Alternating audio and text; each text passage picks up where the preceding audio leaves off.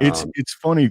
Every bill that this cabinet has introduced in this parliament has been seemingly to function to consolidate the power of the federal government.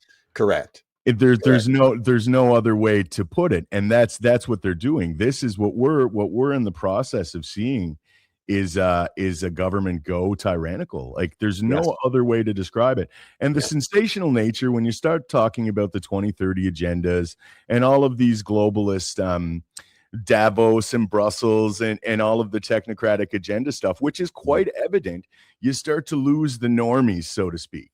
But I mean, at this point, if you're not aware that there's some externalities that are affecting our political discourse, you're not paranoid for noticing it. You're actually naive for not noticing it. Well, That's yeah, what I mean, we've shifted. yeah, the mainstream media since 2018 has gotten $1 billion from the Liberal government. And we haven't seen this kind of thing before. I mean, certainly we know the CBC is getting their 1.3 or whatever billion per year, but the CBC has got dismally low ratings. But we're talking like Global TV, CTV, and Globe and Mail, the Toronto Star, and some of the major newspapers across the country, radio stations. They're getting lots of money from the federal government, and that you cannot have an independent media if they're getting direct grants from the government. And that's why most Canadians are completely unaware.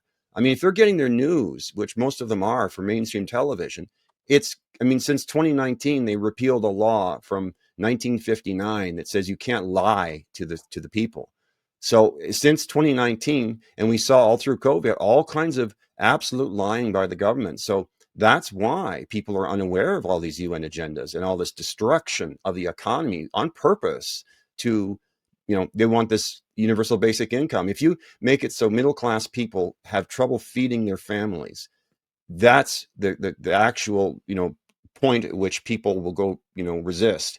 So that's the point when they want to just take them to that point, and then which they're doing by all this wasteful spending from 50 billion on EV plants that are owned by other corporations that fail and don't produce one battery. That's 50 billion. That's almost double a budget for the year as of a few years ago, the budget. 30 billion to Ukraine in cash and weapons so far. What are we doing? We've given more money per capita to the Ukraine than any other country, which is, a center for human trafficking and biological weapons. It's the most corrupt government in the West. Well, it's like you said.